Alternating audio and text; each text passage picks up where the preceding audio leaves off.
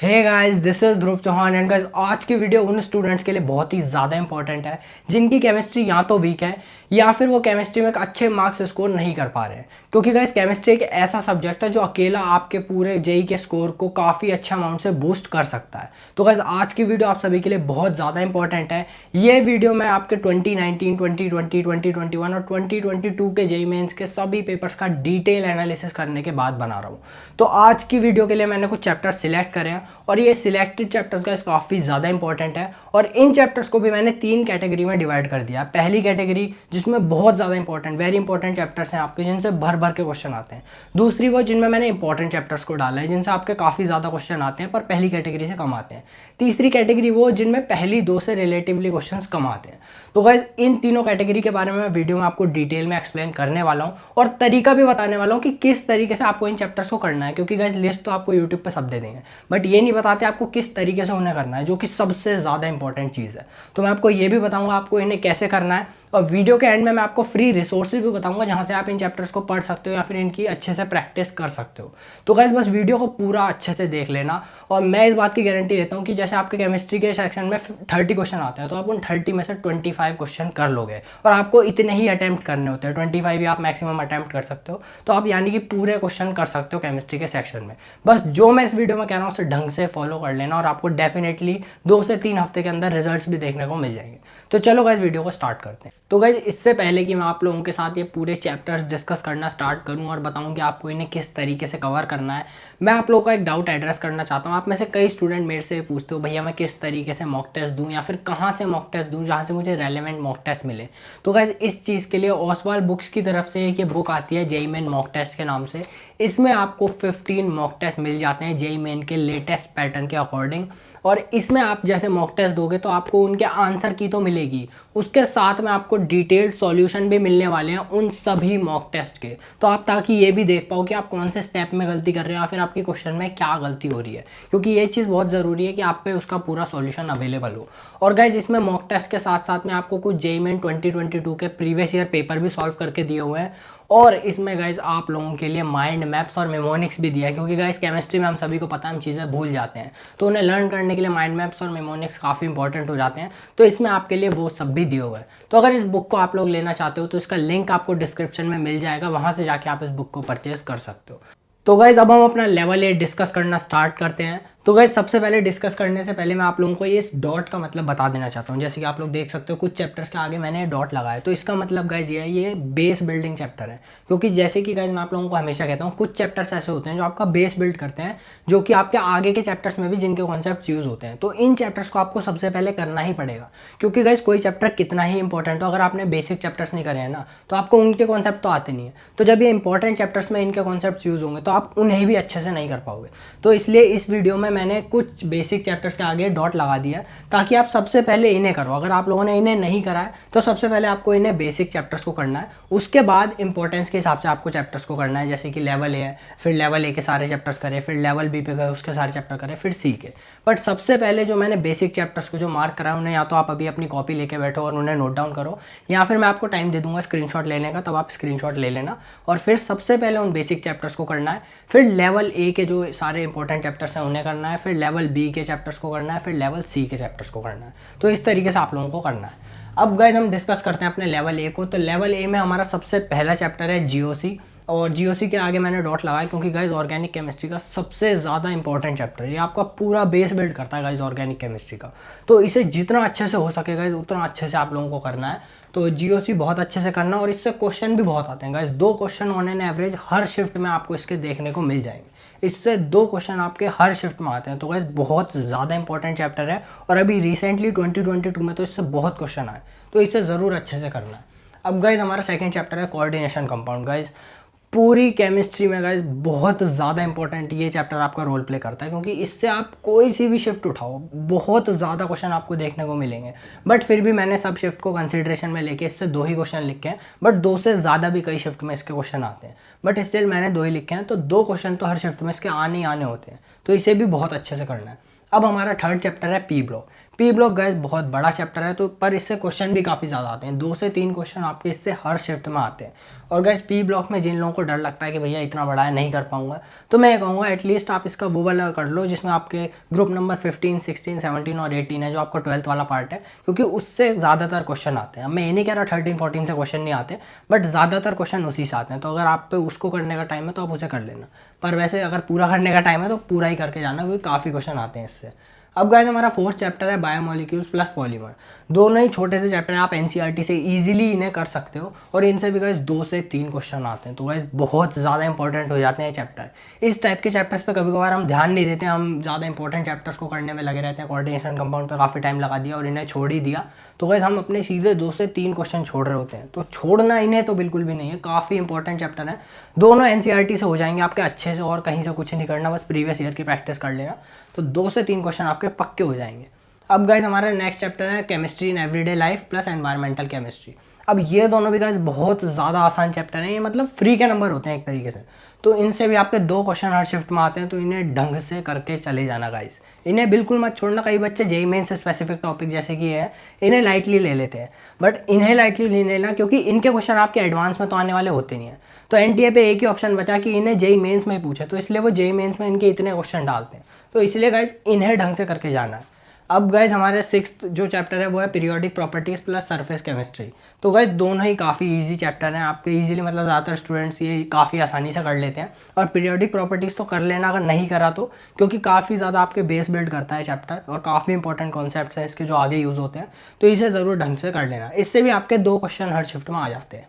अब गाइज हमारा जो 7th चैप्टर है वो है केमिकल बॉन्डिंग। अब गाइज ये पूरी इनऑर्गेनिक केमिस्ट्री की बैकबोन है, तो इसे ज़रूर ढंग से करना है, और काफ़ी इंपॉर्टेंट चैप्टर है, 2 क्वेश्चन इससे आपके हर शिफ्ट में आते हैं, तो इसे गाइज ज़रूर ढंग से कर लेना, आगे बहुत इसके कॉन्सेप्ट्स आपके यूज़ होने वाले हैं। अब गाइज हम चलते हैं अपने लेवल बी पे। लेवल ए में यही 7 चैप्टर थे। अब आप लोगों को स्क्रीनशॉट लेना है तो आप ले सकते हो।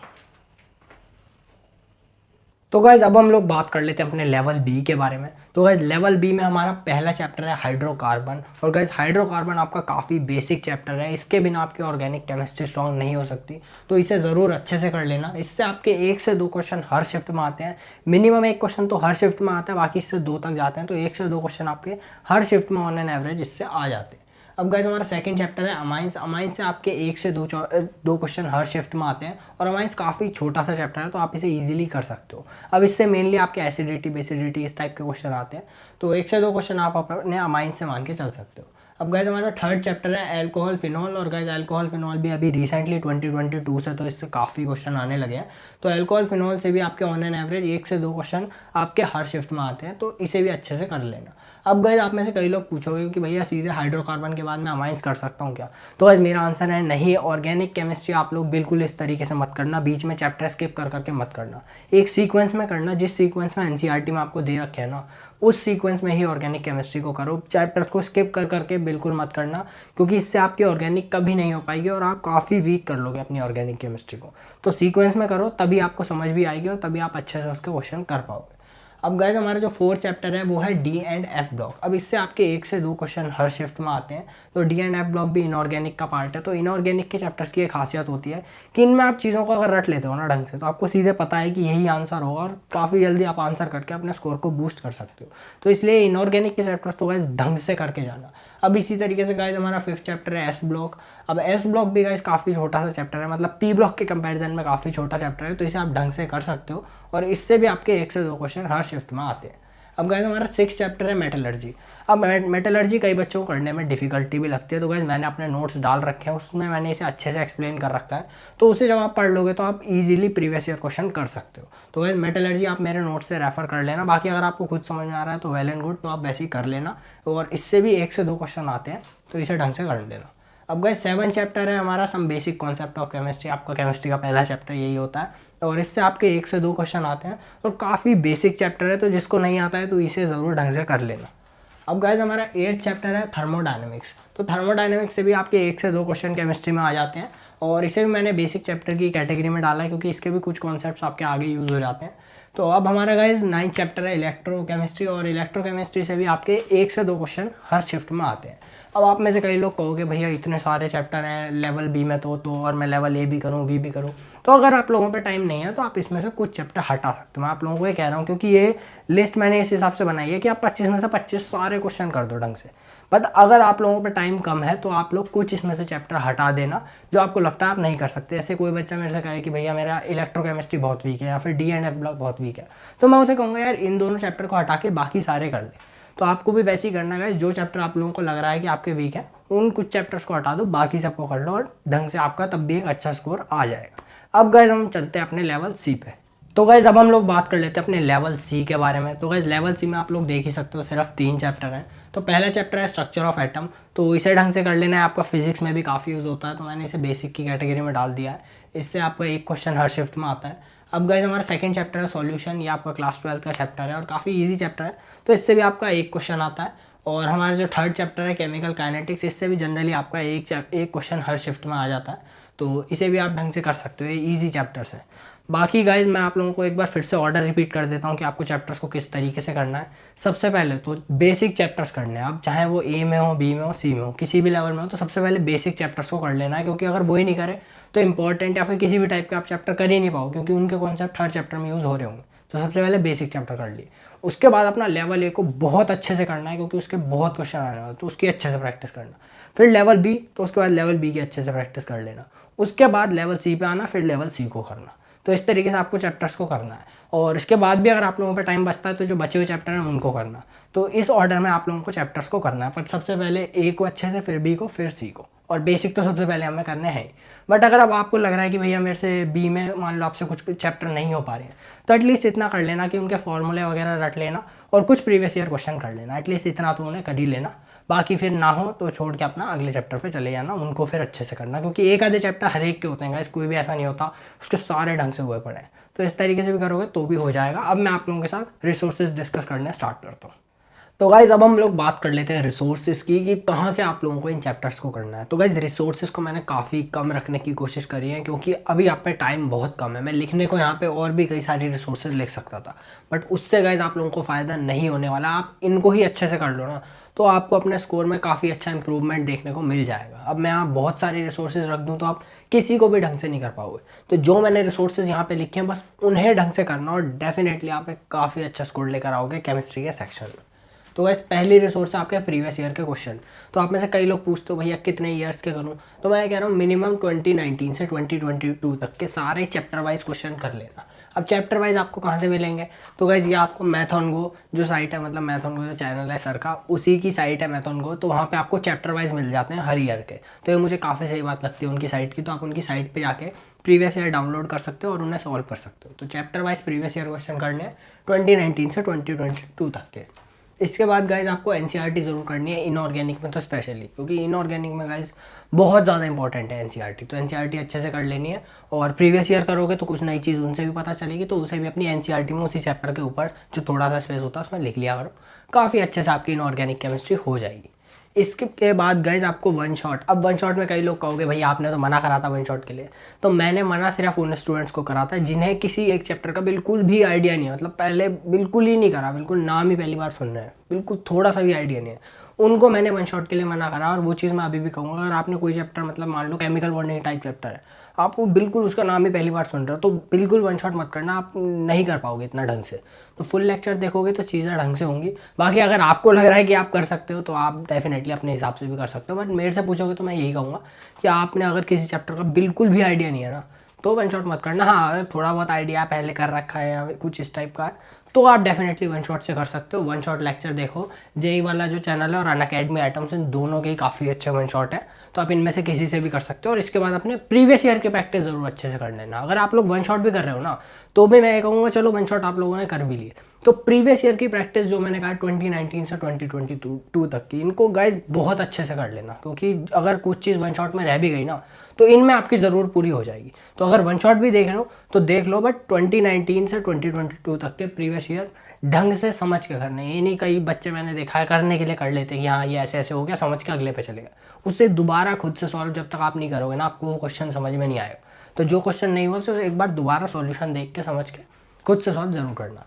अब last but not the least यार, जैसे कि मैंने आपको बताया, अगर आपका पूरा सिलेबस हो जाता है उसके बाद अब आपको मॉक टेस्ट देने हैं, अपनी अच्छे से प्रैक्टिस करनी है।